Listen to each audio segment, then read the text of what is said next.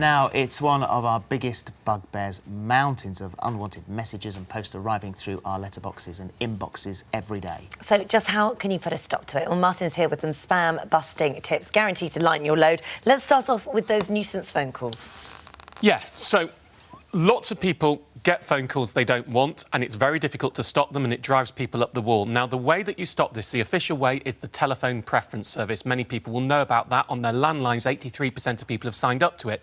So you sign up to it, you can do it online, or you can call them on your landline, and then it takes 28 days to activate. After that, it's a criminal offence for legitimate EU companies to get in touch with you if you haven't requested that they do so. What most people don't do, though, is sign their mobiles up. Only 3% of people sign their mobiles up. So a few weeks ago, they launched a new number that you could text. Now, the first one they launched charged people when it shouldn't. So there's another one now that is meant to be totally free. Let me know if you do get charged for it. You shouldn't be. If you are charged, it's going to be 12p. So let's not go overboard on this type thing. And that number is 85095. And you add TPS, just those letters, and then your email address, because they need to legitimise that it is you. And then your mobile number will be on the telephone preference service too. But note what I said, legitimate EU companies.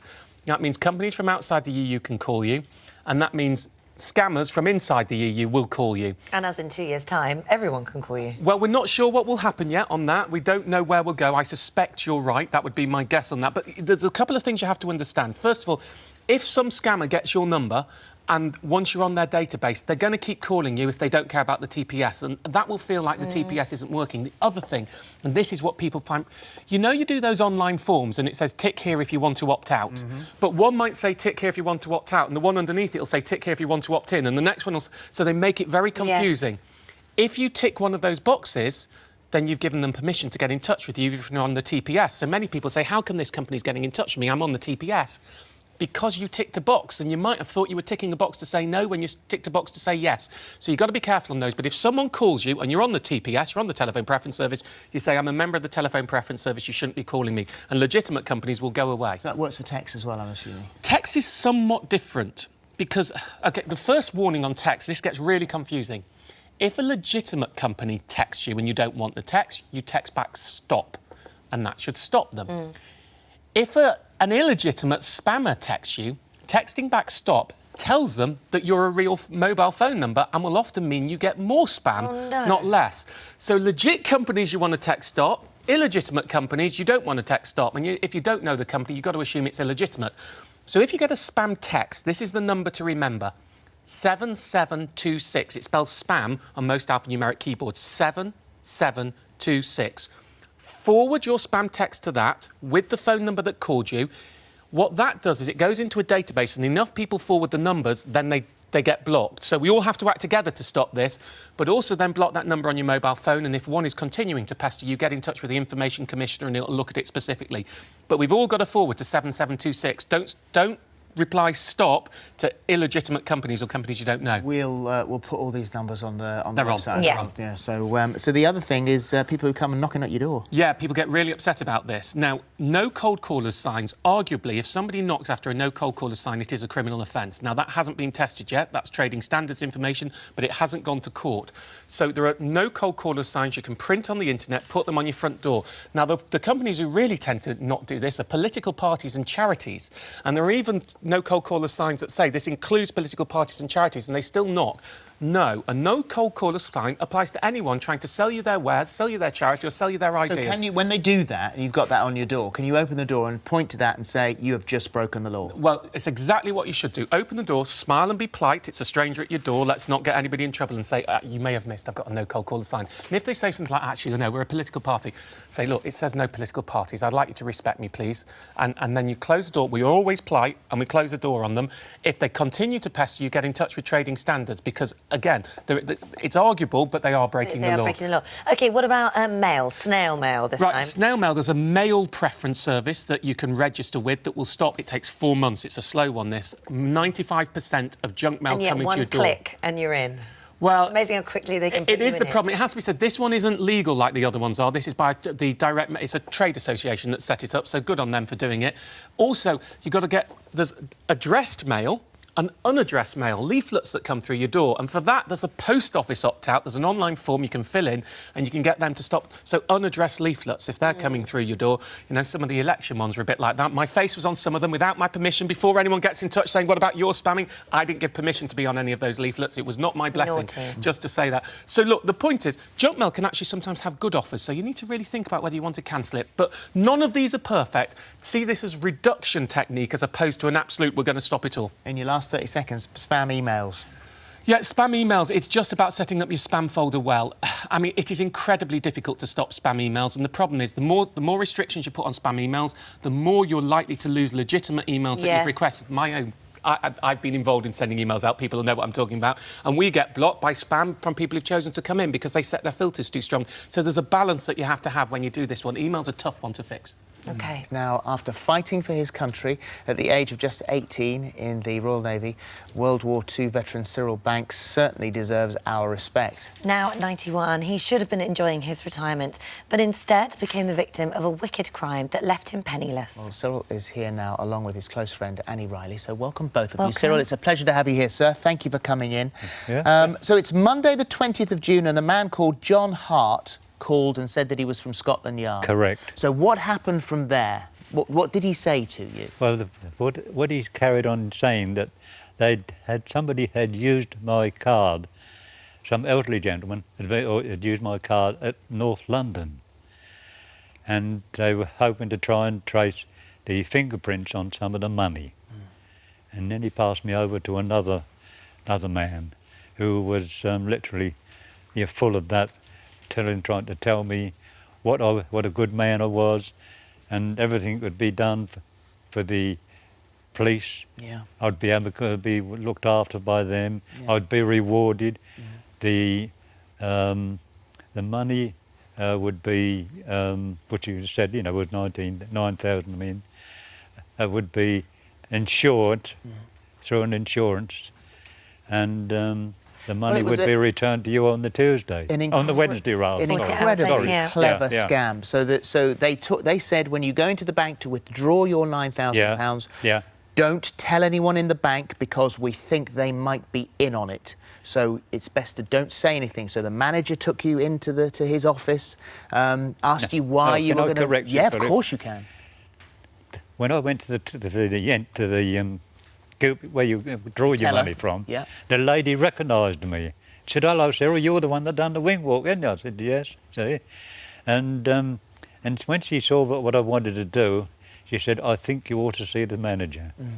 And that's when she took me in. Yeah, and so you went in there and they wanted to know why, but of course you thought, well, I've been told by what you thought was the police, I'm not going to say anything because you could all be in on this. Okay. So you took the £9,000 out, and then someone came round to your house to collect that £9,000. Well, prior to that, I was told to put it in a box, tape it all up with 2 lots of tape, and across the joints, it was all marked in white Tipex as I used it there. Yeah.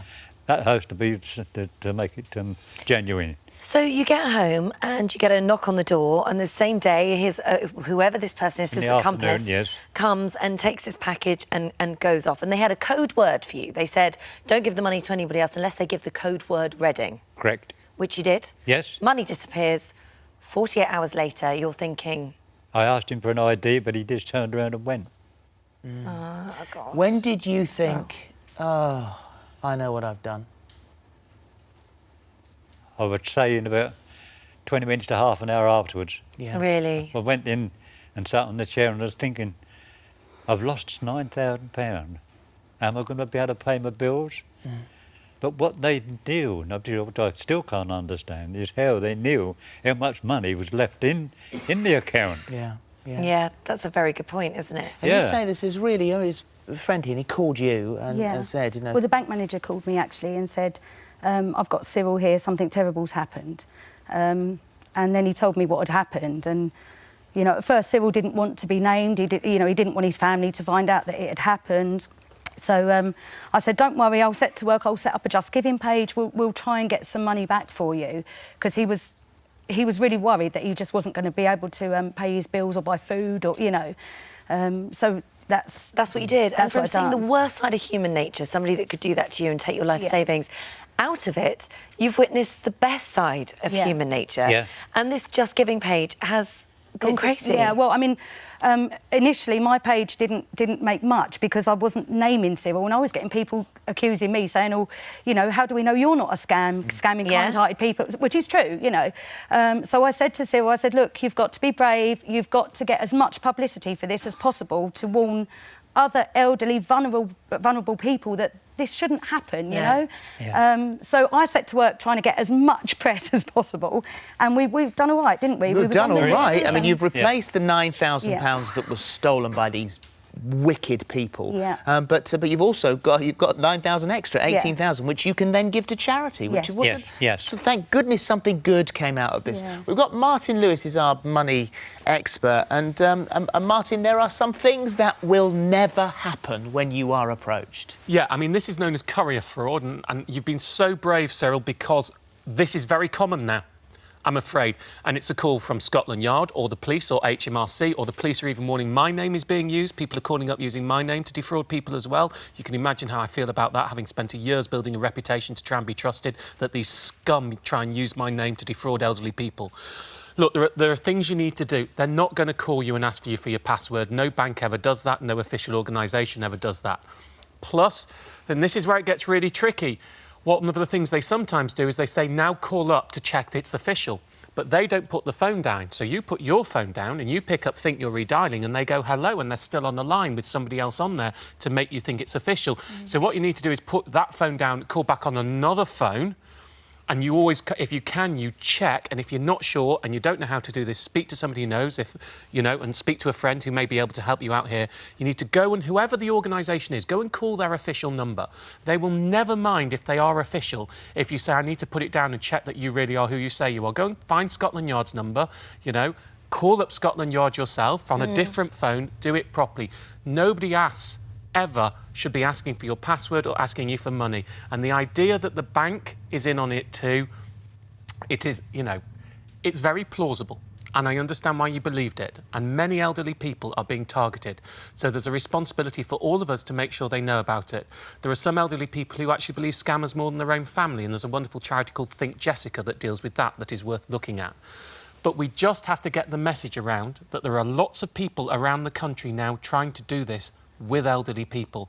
And the banks also find it very difficult, because if Cyril wants to take his money out, well, they can't stop Cyril taking his money out, and they asked the right questions, they did the right things. In my money and mental health charity at the moment, we're looking at how, without going to power of attorney, you have an intermediary who could just be alerted that this is happening before it happens. Just someone else to say, yeah, this is fine, don't worry. Or hold on, what's going on here? But the thing is, it's not the fact that Cyril's necessarily, sort of 91, an elderly gentleman. It happens to people who we've had people here who've been in their 20s, 30s, 40s and 50s. But so we have an older generation clever. who are more trusting and who are less sophisticated with the technology. That's an overgeneralisation, and there are some people who are, who work it well, but tends to be the much older generation that haven't been used to the way the technology works now and come from a different type of background. And the important thing is that, Cyril, you've been brave, you've spoken out about this, and there will be people watching this today that you would have helped today just by telling your story. Yes, by all means. Well, you've been brave your whole life, because we spent, in the commercial break before, we spent a good couple of minutes having a look through your incredible medals of bravery, the Légion d'honneur from France, all sorts of things, Burma, and so you remain a very brave man because of what you're doing now. So thank you for what you did then, and thank you for what you're doing now. Thank you. I hope I can get the thing over to people that they must be very wary of everything they do. Yeah, if in doubt, check it out. Thank you. I said if Cyril would have phoned me, I would have been able to stop. Easy in hindsight. Yeah, absolutely. Well, but thank you. I mean, it's turned out all right in the end. Thank goodness for that. You being here will help other people as well. So and it's a very big thank you to all those people who did donate the money. Yeah. And I thank you all for some charity's going to really benefit from that as well. So thank you. Thank you.